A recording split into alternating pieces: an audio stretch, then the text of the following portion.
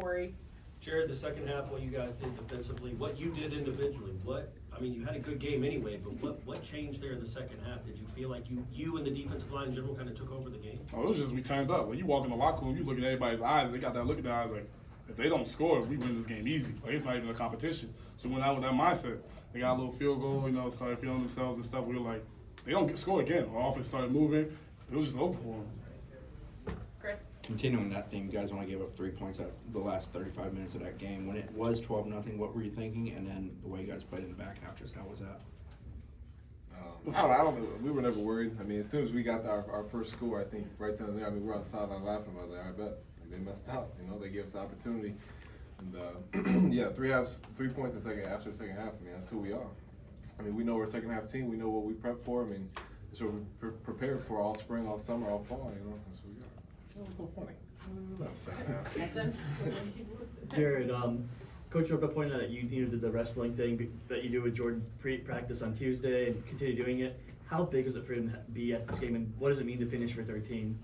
It means a lot. I mean, the whole season, 11 games, he was at every step of the way. Even this week, he was here at practice. He was still doing everything he could, even working through his injury, what he's going through. He was still there, and it meant so much for us to go out there and put on for him. We gave everything we had. I feel like everybody hit another mental gear, another physical gear that we don't talk about enough. That was something that's like what we're capable of, especially that second half. So, you go to after the game, you look him in the eyes, we're like, hey, we did that for you. Like, his eyes are, hey, like he's happy, he's smiling, like he just feels genuine joy, even though he wasn't on the field with us, he was still there. Gonna go, Allison. Jared got some good video of you after the game, helping with the sod, and just to be able to do that, beat them in the swamp for the first time since 17, state champs. How exciting is it to walk back and go back to Tallahassee with a win? Oh, it means a lot. I mean, especially, what we went through as a team mentally. Last week was not the best week for us mentally. This whole week, it was something that we had to overlook. We had to start preparing mentally because this is a tough game. This is a tough place to play at. The fans are 2 inches away from you on the sideline saying crazy stuff. So, just to be able to come out here and, really take over their field, dominate, do what we had to do, especially that second half, and then reap what we sow, go over there, cut up some salt, had to rip it out the ground, but whatever. Ira.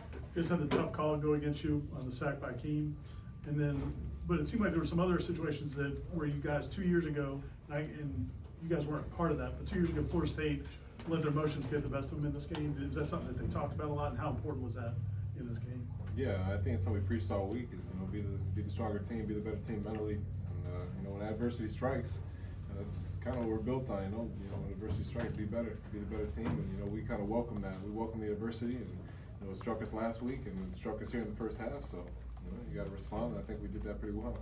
They ain't no AC in here. Yeah, I'm going hard for this. I need another shower. Braden, you came here to play in big games. I know it's Bill Campbell Stadium's a big-time environment, but what does it mean to come on the road in this environment and get this win?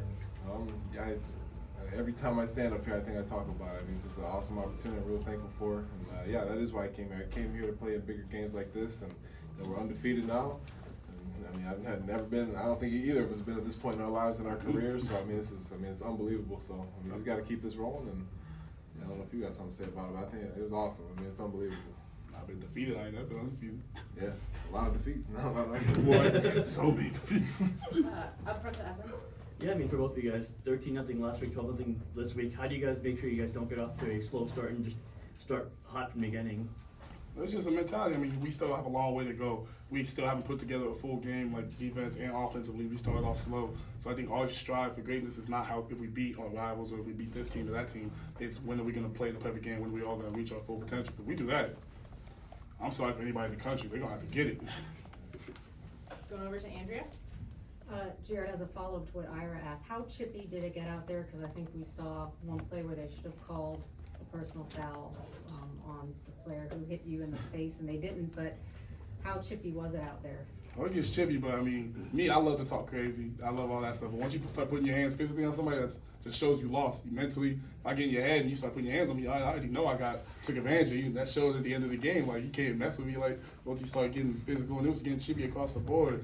I don't know if it's they were putting their hands on you or whatever they were doing on the inside. I'm asking. Because I put my hands on you, so I know they did. But I don't want to come up here with them. But no, it was definitely chippy out there. That's just what you expect from a game like this. So Gonna go a couple more, starting with Corey. Jared, you always want to get pressure on the quarterback. That's the goal, I'm sure, going any game. But it's a kid making his, first start, I think, in his career, his second start. How imperative was that to get after him early and try to rattle him? And do you think, as the game wore on, you guys did that? Oh, most definitely. I mean, when you're a fresh quarterback, when you're a vet, it's a whole different thing. Like, you're able to have that pocket awareness. But when you're fresh and then you don't really know where people are coming from, how good this D-end is, how good that tackle is that's protecting you, you get real shaky. We started getting back there. Fisk got him one. I got half of that. But, you know, we was all back there, like, getting back there, even if, like, he's just making bad throws, even if we don't get back there. And he made good throws. Like, he's on scholarship. He's a good player. But even just the awareness that we're going to be back there at some point, you don't know which way we're going to come from. That just rattles the quarterback. Going to Ira. Jared, the running game got off to a tough start, and I know you're so close to Trey. Were you guys challenging him to do what he did? He ended up with 3 touchdowns, or how did, or was that just him taking it on himself? Me and Trey had this talk earlier in the week that teams game plan for him. Trey's a very good running back. Teams are going to game plan for him. They're going to say, all right, if he's in this position, we're going to blitz, we're going to do this, we're going to do that, read that. And I told him that. I said, all right, he's literally this morning, he just woke up, looked at me and went like, I'm about to have a big game today. So, all right. So I didn't have any doubt in him when it started off slow, anything like that, because Trey's never lied to me. If he tells me he's going to do something, he's going to do it. We good? Thanks, guys. Thank you, guys.